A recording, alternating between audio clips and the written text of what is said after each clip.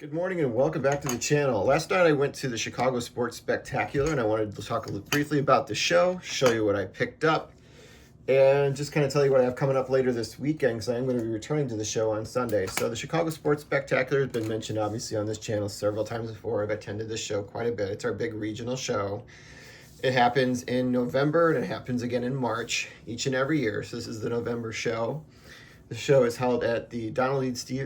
Stevens Convention Center, what we kind of just call it here locally as Rosemont Convention Center. Same place where they hold the National. So I arrived yesterday for the Friday, which is the first day, which they do have a preview that starts at like 1:30 or so. I actually showed up around 3:30 when the general public was allowed to come in. So I had met up with a couple people that were there, a couple of YouTubers, and they came to the show. So we were able to kind of talk for a little bit. But I was kind of on myself initially because a lot of people came a little bit later. But the people we did show were Jason, everyday card collector, who lives here locally. One of his friends, Joe, that I never met before, who's got a great collection himself. And we also saw Collecting Maddox while we were at the show too. So the first time I had a chance to meet him in person. So the three of us, meaning Joe and Jason, walked around the show quite a bit. I had a few things in mind going into the show that I wanted to be able to target that I've talked about at the channel before. I usually go to these shows to be able to work on my sets because I have a huge selection of vintage to be able to go through and a lot of dealers that are there and a wide range of prices actually. So I feel like when you're online sometimes with eBay, a lot of the prices for the items you're looking for are kind of all similar because I think everybody's trying to price based on what other people's cards are going for and what they're selling for. Whereas I think when sometimes you're in person, you see kind of a wider range of prices, both on like the good side, where you have things that are kind of well within your budget and you get a really good deal, but sometimes you also see things that are way above it that are kind of like that old quote unquote Beckett book price, where sometimes you're paying a little bit more than what you think is a fair price. The show itself is pretty much the same that I've said in previous editions of this video. It's really a good mix of vintage as well as modern cards. You can't really go through that show and not find something that you're interested in. Pretty much all the sports are covered all the way through, golf even and race cars, but also you have the main ones. You have soccer, hockey, basketball, baseball, and football, all well represented there across various eras. Autographs are easy to be able to find from like the big Hall of Famers that played at the turn of the last century all the way up to modern ones. And they have a variety of different people that are there signing autographs.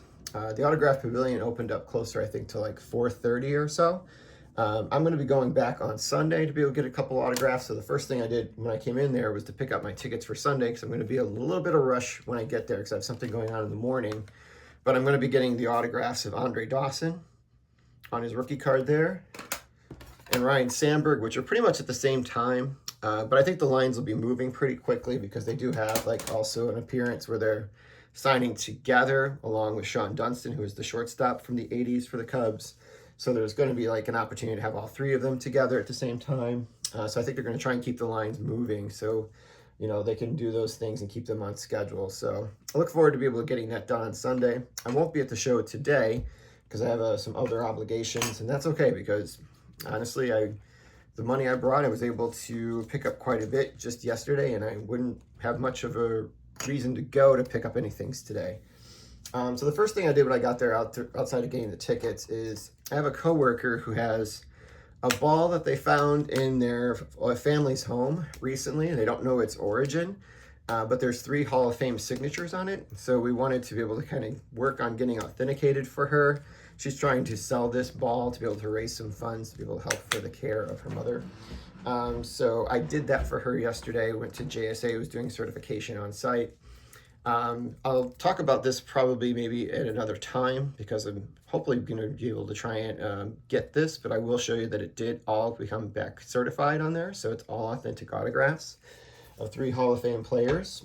2 Hall of Fame players and 1 Hall of Fame manager. So we'll talk about that hopefully at another time. Whether or not we make a deal or not, I'll just talk about my experience getting it and who was on the ball. That is to return to her and or to kind of negotiate a transaction, which I hope to be able to do in the coming weeks. All right, so pretty much nailed the sets. So let's just kind of go through what I picked up. So I got 12 cards for 53 Bowman. So I'll kind of do those real quickly here. This was all from the same dealer. These all transactions I got, which was Billy Chappell, who had a table there. Really good prices. This was actually in his value bin, all these Bowman cards I'm going to show you. So we got Pete Runnels. And all these are kind of in the range that I like. No creasing, no major paper loss, no writing on them. Jim Dyke, St. Louis. Joe Nuxall, Cincinnati. I think I'm down to 43 cards for the set. And I haven't done a lot in this one this year. I pretty much just picked up cards at these two shows. Oh, I'm sorry, this is Mel Clark from Philadelphia. Pretty cool looking image there. Gil McDougall, which I already had, but this is a replacement. Mine has writing all over it. This one does not. Eddie Stanky, St. Louis. He was the manager at that point. Actually, I don't know. Yep, he was the manager by that point.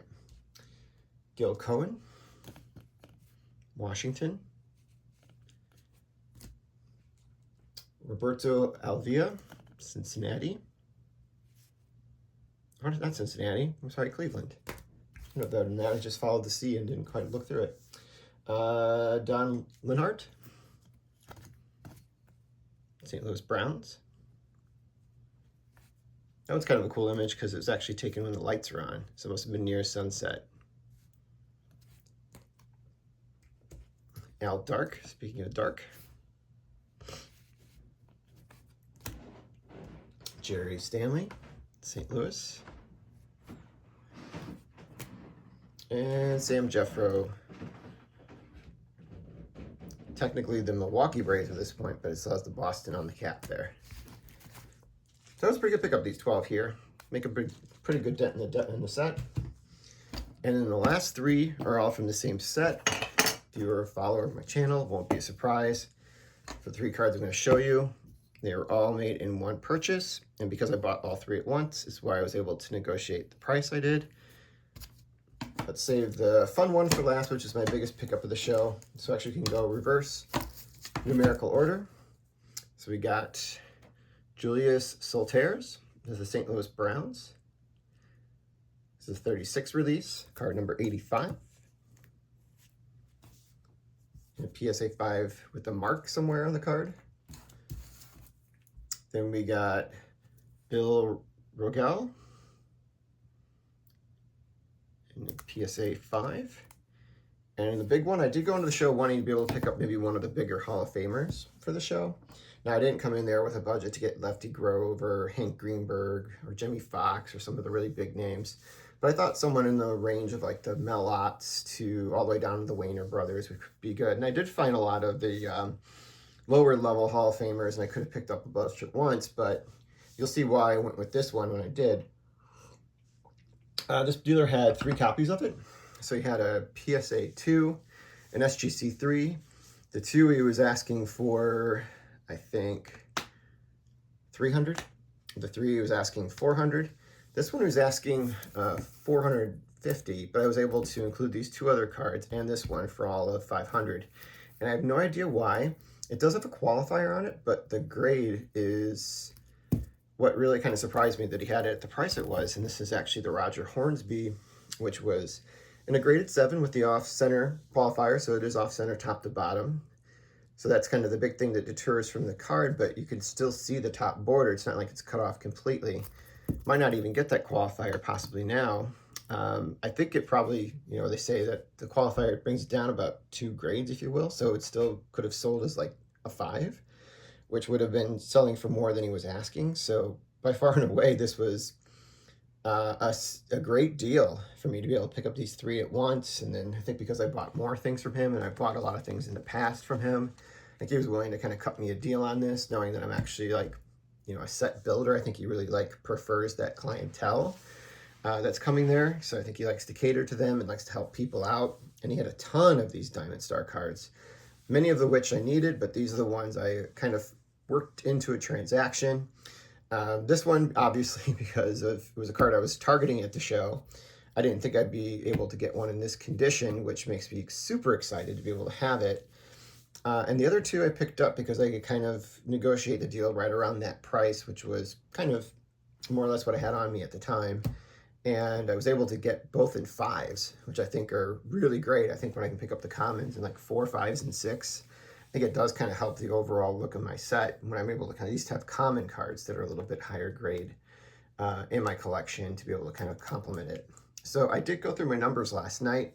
This actually brings me up to 56 unique cards for the set, which leaves me 40 to go for the set. So it'll still probably be a couple year project. I'm not expecting to finish it next year. Maybe the following year. I did think it might be a 2026 project I could complete to get the last 40. But I'm making a lot of good progress here at this point. So I do have, with 40 to go, I have 56 unique cards in the set. And as I mentioned with the Bowman set, I'm down to about 43 more. I need 7 more Hall of Famers.